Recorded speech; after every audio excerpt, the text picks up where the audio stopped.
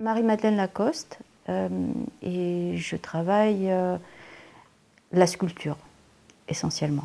Alors la sculpture, mais d'une manière un peu particulière, parce que je ne taille pas, je ne modèle pas vraiment, je fais plutôt des assemblages avec des matières essentiellement élastiques, c'est-à-dire de la chambre à air, et des caoutchoucs de bocaux, des élastiques aussi, de bureau, mais aussi du papier utilisé en rééducation, un papier particulier avec une partie imperméable. C'est le tressage, tissage et nouage. Et avec ça, je fais du volume. Ouais. Il y a de la couture aussi, il y a du reprisage, il y a des pinces pour pouvoir faire passer dans le grillage, le faire ressortir, le ligaturer. Enfin, il y a deux manières. La première que j'ai utilisée sur une bonne partie de mes œuvres, c'était de partir d'une idée. Voilà, vraiment une idée qui faisait sens. Et je me disais, bon, maintenant il faut la matérialiser. Donc je faisais à partir du grillage un modelage de la forme générale. Et après, la chambre à air, elle, n'était qu'un habillage. Et puis après, une fois que j'ai eu cet exercice et ce jeu de faire des nœuds avec du papier, avec de la ficelle, avec d'autres matières, comme ça en expérimentation, en espèce de laboratoire, je me suis dit, mais ça doit pouvoir fonctionner avec la chambre à air.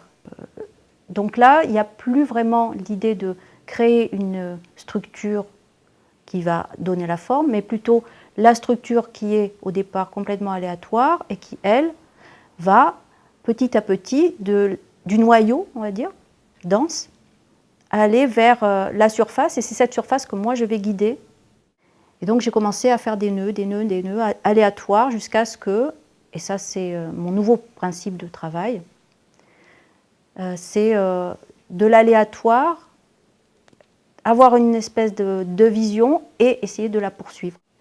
Alors le Minotaure, c'est la solitude et la prise de conscience de la solitude. Et en même temps, c'est voilà, un agitateur de peur, hein, le Minotaure. Mais là, ce que j'ai représenté dans surtout l'attitude qu'il a, c'est voilà, cette prise de conscience de la solitude.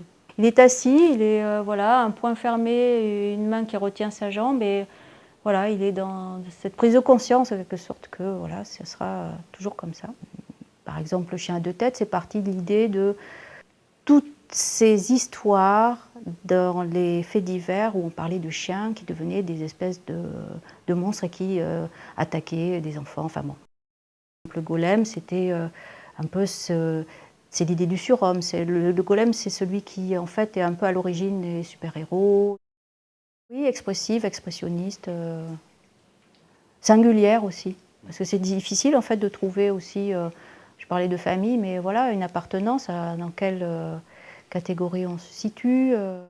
Il y a une très belle phrase justement de Jean Dubuffet que j'adore répéter, c'est l'art doit toujours faire un peu peur et un peu rire, mais jamais ennuyer.